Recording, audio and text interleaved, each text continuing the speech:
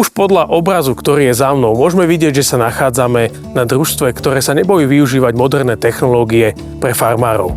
Konkrétne sa nachádzame na roľníckom družstve v Cíferi, kde okrem iného využívajú aj Cropwise Operation System. Viac nám o tom už ale povie vedúci výroby Tomáš Antal. Ako roľnícke družstvo v Cíferi obhospodarujeme aktuálne 860 hektárov ornej pôdy.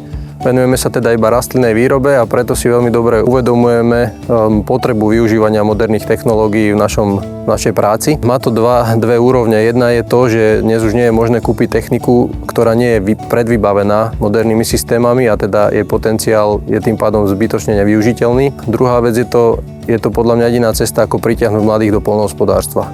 Aplikáciu Cropwise používame 5 rokov. A viedlo nás k tomu, v prvom rade to bolo potreba monitorovania našich porastov počas vegetácie a teda mať pod kontrolou to, ako sa vyvíja ich stav. Čiže potrebovali sme vedieť, v akom stave je to ideálne v nejakých kontrastných snímkach, ktoré sme ďalej dokázali spracovávať a vytvárať z nich aplikačné mapy pre rozmetadlo, ktoré sme v tej dobe mali nové.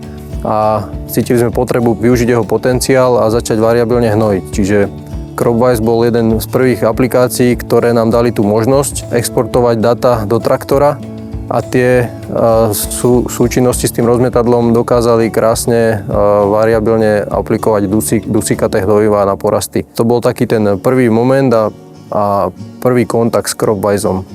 Aplikácia má široké možnosti použitia, takže sme ju následne začali plniť novými dátami z pôdnych vzoriek, ktoré sme začali odoberať z našich parciel. S priradenými GPS súradnicami sme tieto informácie nahrávali do softvéru. Ten nám znovu okrem toho hnojenia dusíkom otvoril možnosti aj postupne ako keby variabilne riešiť základné hnojenie pôdy, to znamená úpravu pH po zbere. Takže sme dokázali vytvoriť nejakú aplikačnú mapu pre naše rozmetadlo, ktoré v tej dobe bolo jednoduché, ale mali sme aspoň lokality a náš traktor s mapou, s farebným zobrazením dokázal jazdiť iba v tých zónach, ktoré bolo potrebné upravovať. Následne sme potom začali z toho generovať mapy fosforu a draslíka, ktoré nahrávame takisto do traktora a toto hnojivo pri základnom hnojení aplikujeme so sejačkou, čiže prichádza takisto k takému zlučovaniu k operácii. To znamená, z pôdnych vzoriek dokážeme vytvoriť aplikačnú mapu alebo mapu variabilnej sejby. Náš traktor so sejačkou dneska bez problémov dokáže na základe tých podkladových údajov meniť dávku a prispôsobovať ju pôdnym podmienkam. Keď určité systémy začali fungovať, začali sme mať potrebu pracovať s presnejšími informáciami a s presnejšími dátami. Rozmetadlo začalo v podstate pracovať pri odchýlke.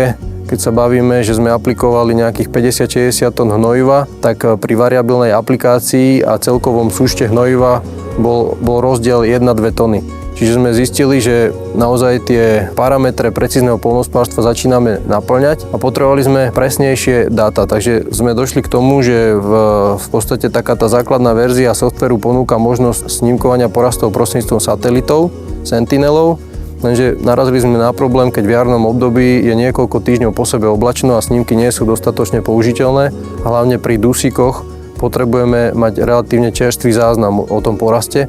Takže sme začali hľadať alternatívu, ako by sme doplňali tie snímky dronovými zábermi. Teda sme si zadovážili drona s multispektrálnou kamerou. Konverziou týchto snímok a naimportovaním do Cropwise sme vlastne zvýšili presnosť aplikácie dusíkatých hnojív na jar. Čiže to je ďalšia možnosť, ktorú nám ponúka tento softvér a dneska hovorím, že úplne nám to postačuje na potreby.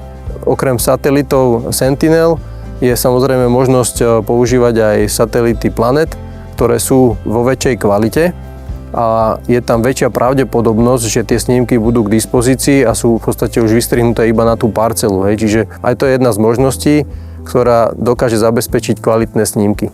Spôsob čerpania dotácií alebo to, akým spôsobom sa uberá európske poľnohospodárstvo, takisto sa to dotýka aj nás na Slovensku. Hľadali sme spôsob, ako by sme sa vedeli tomu lepšie prispôsobiť. Myslím tým ako keby zmenšovanie parciel. Nachádzame sa na Trnavskej tabuli, kde ešte teraz majú tabule rozmer viac ako 100 hektárov. A cieľom pri čerpaní dotácií v plnej výške je predpoklad, že bude potrebné tieto plochy zmenšovať. Ale my ich potrebujeme zmenšovať nejak cieľene a nejak tak, aby to malo hlavu a petu. Prišli sme na to, že v tejto aplikácii je možné dopredu si nakresliť hranicu pola tak, aby bola v podstate ideálne rozdelená, aby bola rovnobežná, aby bola široká tak, aby tie naše strategické stroje na tom poli jazdili v plnom zábere, aby sa nestalo, že niekde vznikne nejaký trojuholník, aby sa nestalo, že niekde pôjde 36-metrový postrekovač len na 3 metre záberu a tým pádom dokážeme extrémne zefektívniť našu prácu na poli. Ďalšia úroveň, na ktorú prichádzame pri používaní aplikácie, je samotná mobilná aplikácia Cropwise, do ktorej dokážem mojim kolegom pripraviť rôzne úlohy scoutingu, to znamená, že po založení porastu alebo pred založením porastu im naplánujem miesto odfotenia parcely alebo toho porastu a naši kolegovia alebo moji kolegovia v podstate zoberú si tú aplikáciu alebo teda majú častokrát pri sebe, vykonajú ten záber a okamžite sa nám začína plniť databáza. Čiže znovu ďalšia možnosť toho, ako dokážeme tento systém plne využiť. No a pripravujeme sa na to, aby sme v budúcom roku začali v podstate okrem týchto agronomických záležitostí systém naplňať aj s servisnými knihami našich strojov prostredníctvom telematiky alebo aj stroje, ktoré telematiku nemajú. Ide o ten presnú evidenciu úkonov, prác, plánovania tých jednotlivých oprav a údržieb, ktoré na tých strojoch budeme robiť. Dneska v modernej dobe je tým, že je obrovský pretlak informácií, každý výrobca ponúka niečo, tak moje odporúčanie je určite, že Cropwise ponúka taký ten sústredený systém toho, že dokáže zlučovať rôzne technológie od rôznych výrobcov a poskytovať tie dáta na jednej platforme.